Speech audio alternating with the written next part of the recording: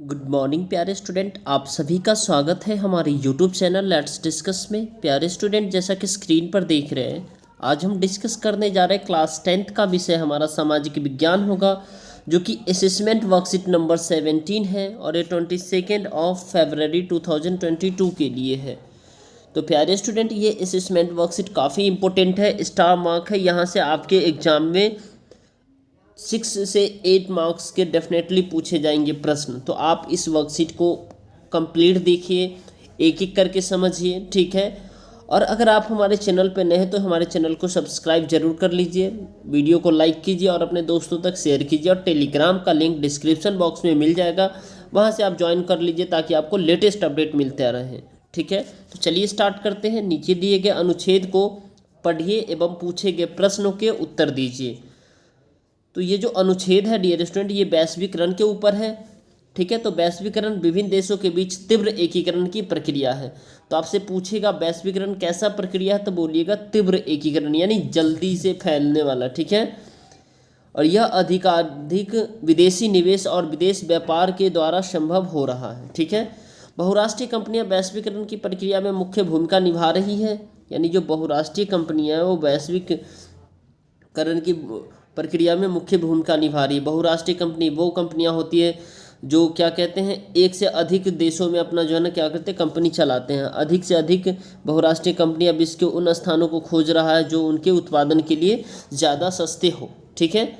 इसका जो रिजल्ट आता है, जो काम कठिन होने से जो है ना जटिल ढंग से संगठित किया जा रहा है, ठीक है। देश के बीच उत्पादन को संगठित करने में प्रौद्योगिकी यानी सूचना जो कहते हैं ना, सूचना एवं इंफॉर्मेशन प्रौद्योगिकी ने एक बहुत बड़ी भूमिका निभाई है, ठीक है।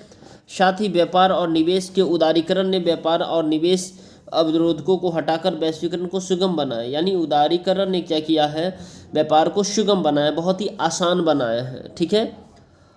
अंतर्राष्ट्रीय स्तर पर विश्व व्यापार संगठन ने व्यापार और निवेश के उदारीकरण के लिए विकासशील देशों पर दबाव डाला है, ठीक है। किस पर? विकासशील देशों पर दबाव डाला है। जबकि वैश्वीकरण ने से धनी उपभोक्ता और कुशल शिक्षित एवं धनी उत्पादक की लाभान्वित हुए हैं, परंतु बढ़ती प्रतिस्पर्धा से अनेक छोटे उत्पादक और श्रमिक प्रभावित हुए हैं, ठीक है। छोटे उत्पादक जो है और श्रमिक जो काम करने वाले वो सब प्रभावित हुए। न्याय संगत वैश्वीकरण सभी के लिए अवसरों का सृजन करेगा। न्याय संगत जो है ना अवसर यानी अवसर देगा, अपॉर्चुनिटी देगा, ठीक है। यह भी सुनिश्चित करेगा कि वैश्वीकरण के लाभ में सभी को बेहतर हिस्सेदारी हो। तो चलिए प्यारे स्टूडेंट, ये 3 प्रश्न है, एक एक करके इसको डिस्कस करते हैं, ठीक है। इसके बाद कुछ और प्रश्न हमारे पास है जो कि 6 प्रश्न ये हैं। तो ये सभी प्रश्न जो कि आपके 20 मार्क्स के टोटल पेपर हैं ये, ठीक है। ये असेसमेंट, इसको एक एक करके डिस्कस करते हैं, राइट। तो आइए आंसर को देखते हैं। चलिए, तो नीचे दिए गए प्रश्न को पढ़िए एवं पूछे गए प्रश्नों के उत्तर दीजिए। तो वैश्वीकरण को अपने शब्दों में परिभाषित कीजिए। तो बहुराष्ट्रीय कंपनियां के यानी जो बहुराष्ट्रीय कंपनी होती है, वैश्वीकरण यानी जो कई देशों में अपना जो है ना क्या कहते हैं कंपनियां स्थापित करते हैं और वहाँ जो है ना व्यापार करते हैं, ठीक है। तो बहुराष्ट्रीय कंपनी के विदेशी व्यापार एवं निवेश के माध्यम से देश के बीच एकीकरण को ही वैश्वीकरण कहते हैं। इसमें संपूर्ण विश्व के बाजार बन जाते हैं। संपूर्ण विश्व क्या बन जाता है? बाजार बन जाता है। अगला प्रश्न है, वैश्वीकरण की प्रक्रिया में बहुराष्ट्रीय कंपनी की भूमिका का वर्णन करें। तो ये जो वैश्वीकरण है, ग्लोबलाइजेशंस में जो है ना बहुराष्ट्रीय कंपनियां जो कई देशों में अपनी कंपनी है को चलाते हैं, उनका जो है ना भूमिका को बताना है, उनकी भूमिका को, ठीक है। तो बहुराष्ट्रीय कंपनियां के निवेश में वृद्धि हो रही है, ठीक है। साथ ही विभिन्न देशों के बीच विदेशी व्यापार में भी तीव्र वृद्धि हो रही है। अलग अलग देशों में व्यापार में भी क्या हो रहा है? वृद्धि हो रहा है। और विदेशी भाग का एक बड़ा भाग बहुराष्ट्रीय कंपनियां द्वारा क्या हो रहा है? नियंत्रित हो रहा है। तो दूसरे प्रश्न का भी आंसर मिल गया प्यारे स्टूडेंट। अब अगला प्रश्न है, प्रौद्योगिकी ने वैश्वीकरण में किस प्रकार प्रदान कर यानी सहायता प्रदान की है। यानी कह सकते हैं सूचना यानी जो है ना कम्युनिकेशन ने किस तरह इसे आसान बनाया है। तो वैश्वीकरण प्रौद्योगिकी को बहुत महत्व है। यानी 1990 के दशक में आई प्रौद्योगिकी की क्रांति ने विश्व को एक छोटा सा गांव बनाने में महत्वपूर्ण भूमिका निभाई है। जैसे कि टेलीफोन है, टेलीग्राम है तथा इंटरनेट जैसे संचार के साधनों ने विश्व के अनेक देशों में विचार एवं पूंजी की आवाजाही को आसान हुआ है इससे, ठीक है। और तब जाकर के ये काफ़ी प्रौद्योगिकी वैश्वीकरण में बहुत बड़ा योगदान दिया है। ठीक है, तो ये 2 नंबर के ये प्रश्न हैं आपके। ठीक है, अगला प्रश्न है प्यारे स्टूडेंट, निम्नलिखित प्रश्नों के उत्तर दीजिए।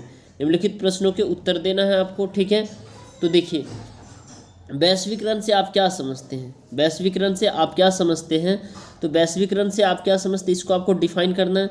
तो वैश्वीकरण से आज से विश्व के विभिन्न समाजों और अर्थव्यवस्थाओं के एकीकरण से है। ठीक है, यानी विभिन्न समाज, अलग अलग समाज और अर्थव्यवस्था के एकीकरण से है। यह उत्पादों, विचारों, दृष्टिकोण, विभिन्न संस्कृतियों, पहलुओं आदि के आपसी विनिमय के परिणाम से उत्पन्न विचार है। ठीक है, इसके कारण विश्व में विभिन्न लोगों, क्षेत्रों एवं विदेश के मध्य अंतर्निर्भरता में वृद्धि हुई है। ठीक है, अब आगे है डियर स्टूडेंट, विश्व व्यापार संगठन क्या है, वर्ल्ड ट्रेड ऑर्गेनाइजेशन क्या है। तो विश्व व्यापार संगठन अंतर्राष्ट्रीय संगठन है जो कि विश्व व्यापार के लिए नियम बनाता है और इसकी स्थापना 1995 में द्वितीय विश्व युद्ध के बाद हुई। ठीक है, और वर्ल्ड ट्रेड ऑर्गेनाइजेशन है विश्व व्यापार संगठन के सचिव और महानिदेशक जेनेवा में निवास करते हैं, यानी इसका हेडक्वार्टर जेनेवा है। ठीक है, अब अगला प्रश्न है बहुराष्ट्रीय कंपनियां क्या होती हैं। आपको बताना है बहुराष्ट्रीय कंपनियां क्या होती है। तो एक बहुराष्ट्रीय कंपनी वह कंपनी है जिसका मुख्यालय संयुक्त राज्य अमेरिका में है, ब्रिटेन, जर्मनी, जापान आदि किसी विकसित देश में होता है तथा वह अन्य किसी विकसित अथवा विकासशील देश में कार्यरत होती है, काम करते रहते ये लोग। ठीक है, और यह कंपनियां खनन के लिए काफ़ी बहुराष्ट्रीय कंपनियां उपयोगी होते, चाय के लिए, रबर के लिए, कॉफ़ी के लिए, व वृक्षारोपण, तेल निकालना एवं तथा शोध एवं घरेलू उत्पादन के लिए भी ये काफ़ी उपयुक्त होते हैं। ठीक है, इसमें और इसके कार्यों में बैंकिंग जो है ना, बीमा, जलयान, होटल इत्यादि सेवाएं शामिल होती है। तो ये हमारे जो है ना 2 अंक के प्रश्न है प्यारे स्टूडेंट। तो इसका जो है ना मैंने आपको अच्छे से बता दिया, आप अच्छे से इसे नोट डाउन कर लीजिए। ठीक है, अगला प्रश्न है उदारीकरण से आप क्या समझते हैं। उदारीकरण जो कि हम जानते हैं 90 के दशक में हमारे देश के जो पूर्व प्रधानमंत्री थे, ठीक है, जो कि आप जानते हैं डॉक्टर मनमोहन सिंह, उन्होंने एलपीजी लाया, एलपीजी, लिबरलाइजेशन, प्राइवेटाइजेशन, ग्लोबलाइजेशन। तो यानी जो है ना लिबरलाइजेशन उदारीकरण जिसको हम समझेंगे, प्राइवेटाइजेशन यानी सभी चीज़ों को प्राइवेट करना। ठीक है, ग्लोबलाइजेशन यानी भूमंडलीकरण। ठीक है, यानी ग्लोबलाइजेशन। तो ग्लोबलाइजेशन कहने तो ये तीनों जो है ना हमारे देश में बहुत बड़ा योगदान निभा रहे हैं ताकि हमारा देश आगे ग्रो करे और इसी की वजह से विकासशील है हमारा देश। ठीक है, तो उदारीकरण क्या है, तो उदारीकरण का अर्थ है ऐसे नियंत्रण में ढील देना या उन्हें हटा लेना है जिससे आर्थिक विकास को बढ़ावा मिले। यानी अगर कंपनी एक स्थापित हो रही है हमारे देश में तो उस स्थापित कंपनी के लिए अगर जो है ना बहुत सारे रिस्ट्रिक्शंस रूल है तो उसको कम कर दिया जाए, हटा दिया जाए ताकि वो कंपनी को एस्टेब्लिश करे और अपनी क्रियाएँ जो है ना सक्रिय करे। ठीक है, तो उसे हम उदारीकरण कहते हैं जिसके द्वारा किसी देश के आर्थिक विकास में बाधा पहुंचने वाली आर्थिक नीतियां होती है जैसे नियम, प्रशासनिक नियंत्रण, प्रक्रिया आदि को समाप्त किया जा सकता है, उसमें शिथिलता दी जाती है। ठीक है, यानी ढील दी जाती है। ठीक है, तो आई होप आपको समझ में आ गया प्यारे स्टूडेंट उदारीकरण। ठीक है, लगता है ये वीडियो सब आपके लिए हेल्पफुल है तो इस वीडियो को जरूर लाइक करिए प्यारे स्टूडेंट। चैनल पे नए हैं तो चैनल को सब्सक्राइब कर लीजिए और वीडियो को शेयर कीजिए ताकि आपको लेटेस्ट अपडेट मिलता रहे। ठीक है डियर स्टूडेंट, टेलीग्राम का लिंक डिस्क्रिप्शन बॉक्स में है, वहाँ से आप ज्वाइन हो लीजिए ताकि आपको जो बोर्ड एग्जाम के रिगार्डिंग इम्पोर्टेंट क्वेश्चंस पेपर है और साथ साथ में न्यू अपडेट है सीबीएसई का और आपके स्कूल का, वो सभी मैं अपडेट करता हूं और साथ साथ में जूम पे क्लास लेता हूं ताकि आपके इम्पोर्टेंट क्वेश्चन बताता हूं, वही क्वेश्चन एग्जाम में आपके आते हैं। ठीक है, तो आप टेलीग्राम चैनल पे ज़रूर ज्वाइन कर लीजिए। ठीक है, चलिए आगे बढ़ते हैं हम। विदेशी व्यापार ने विभिन्न देशों के व्यापार को एकीकृत किया है, कथन के समर्थन में तर्क दीजिए। ये बिल्कुल सही बात है। तो देखिए विदेशी व्यापार जो है ना घरेलू बाजार अर्थात देश के बाजारों में बाहर के बाजारों में पहुंचने के लिए उत्पादकों को एक अवसर प्रदान किया, यानी वहां तक बेचने के लिए एक मौका प्रदान किया। ठीक है, उत्पादक केवल अपने देश के बाजार में ही अपने उत्पादन नहीं बेच सकते बल्कि विश्व के अन्य देशों में बाजारों में भी यानी कंपटीशन करके बेच सकते हैं। अब आगे का प्रश्न है, इसी में जो है ना तीसरा पॉइंट है, 3 नंबर का ये प्रश्न है। ये प्रश्न 3 नंबर का है। तो सामान्यतः व्यापार के खुलने से वस्तुओं का एक बाजार से दूसरे बाजार में आवागमन होता है और बाजार में वस्तुओं के विकल्प बढ़ जाते हैं। 2 बाजार में एक ही वस्तु का मूल्य एक समान होने लगता है। अब 2 देश के उत्पादक एक दूसरे से हजारों मील दूर होकर भी एक दूसरे के साथ प्रतिस्पर्धा कर सकते हैं, यानी कंपटीशन कर सकते हैं। ठीक है, अब अगला प्रश्न है प्यारे स्टूडेंट, या आपके जो है ना 5 मार्क्स के, जो कि मोस्ट इंपॉर्टेंट है।